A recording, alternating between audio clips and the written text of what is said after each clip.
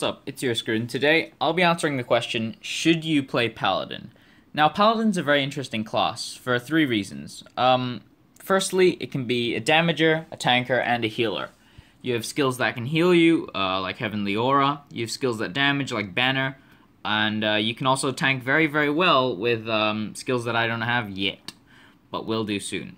Another reason you should definitely pick Paladin is because it's really fun to play, especially with this teleport skill and the fact that you deal tons of AoE damage. It just gives a general satisfying effect, which you obviously want from a game. The third reason you should play Paladin is because it's actually a pretty good class compared with Ranger and stuff like that. You can, like anything really, Mage, Priest, Warlock, yeah, Paladin can actually easily beat Warlocks. This class can easily beat most classes for the main reason is it'll usually get its stun off first. This class is very similar to the Hunter class, I suppose, in its stun because it's ranged, and it's a very high chance of happening. And once you land this stun, you can always follow up. But before the complicated mechanics of how you should play Paladin, let's go through the basic skills. Purifying deals physical damage, like so. The next skill we have is Fetters of Justice, is an AoE stun, not stun actually, silence, and also roots the enemy, so they can't move. It has no limit on mobs in PvE, so in Chronos Dungeon it's very, very useful, but PvP there's a limit, obviously. The third skill is Light Aura, which allows healing to have more effect, so druids, priests, and your own heal will heal for more. Persuasion will taunt the enemy, basically. This skill can also be used to cause enemy characters to lose target, so if they're aiming a skill shot at you, they're going to have to click the skill shot again, and this may cause them to misplay. Your last one is called Heavenly Light, and Heavenly Light is actually a very good skill because it can heal for a lot. My Heavenly Light currently with Aura heals for around 700 and crits for 1.4 thousand HP, which is a lot considering you're a tank. For expert skills, we have Illumination. I don't actually have all the expert skills yet because I'm level 22, but Illumination is it's an aggro skill which again does AoE damage. It's actually decent damage actually, and it's an AoE taunt, which is very good for, again, Chronos Dungeons when you want to keep the mobs off the healer. There's also Harad's Banner, which does lots and lots and lots of magical damage, as you can see. You can easily do tons and tons of magical damage with this skill. Harad's Banner also causes all allied attacks to be more powerful. I think it's up to a max of like 30%, which is absolutely ridiculous. The last expert skill that I have currently is Harad's Call, which is the ranged stun I was talking about. Basically, you can just do this and boom, stun, easy peasy. Follow that up with the Fetters of Justice, and you should have plenty of time to deal your full combo before they can actually attack you. Now let's go over the expert skills I don't have. Fourth expert skill that Paladin has is called Repellent Strike, and a Repellent Strike requires a shield to be used, and what it does is it repels the enemy a few yards away and also stuns, which is very useful, especially if you're using a shield, because a shield on Paladin is actually very, very overpowered if you know what you're doing. Sacred Shield, basically it's a damage absorbing skill, which is similar to Priest Shield. It's a little bit weaker, but it can also, when leveled above level 3, it can protect an ally as well as yourself. Another skill that Paladin has is Light Defense. Basically just increases the basic physical and magical defense of all group members. It's very good, but I wouldn't recommend leveling it because, I mean, you're going to be pretty tanky anyway, and why would a ranger need 5k defense anyway? Sun Seal, the last expert skill I haven't talked about.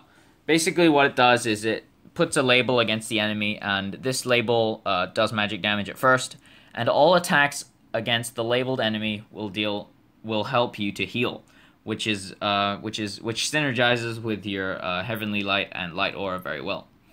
Now the main combo with with Paladin is quite simple, really. You want to do aura. You want to aura, obviously. Aura before all fights. It's, you know, it takes a long time to go off cooldown, so you might as well do it. Firstly, you want to go in with your stun like that, and then feathers so that the enemy is perma stunned. If you're using a shield, you obviously want to use perma strike, and as well as put down a banner. In between that, use your illumination. One of the things you must take note is Fetters of Justice lasts for a very long time, so you can almost always cast a skill after Fetters of Justice and then put Purifying, which will, you know, it allows you to like efficiently use your expert skills, as there's a 2-second cooldown between them. For skill builds, lots of paladins have different skill builds. One of the ones that I like and probably will build on this paladin is the support paladin. What it does is 5 out of 5 Heavenly Light, 5 out of 5 Fetters of Justice, and I'll put 3 out of 4 for every single one of these expert skills. Not only will you be able to aggro and tank with Illumination, you'll also be able to do decent damage with Harrod's Call and Harrod's Banner. And you'll also be able to tank well, because I'll be using a shield soon. The shield gives an extra 15% physical and magical defense, which is very useful as, of course, you're a tank. And for Paladin, you're going to want to build HP for the main reason that, well, all tanks need HP anyway, because once you have 7,000 defense, more defense doesn't really mean anything, so HP is always the way to go. In Chronos dungeons and in Technopolis dungeons, actually, whatever dungeon, it's very simple. Paladins are very simple to play. All you have to do is just spam this skill, Illumination. Just spam it. If it's not enough, just use your aggression skill, and you should be able to take all aggro. Especially since you have it 3 out of 4, you should be able to keep aggro for a very long time before the damagers or the healers take damage, and by then you should have your Illumination up again. Time has come for me to rate this class. For PvP, I would give this class a 8 out of 10. Not only does it have 3 stuns, but it also deals decent amount of damage while tanking damage at the same time, and to add on to that, it can also heal itself.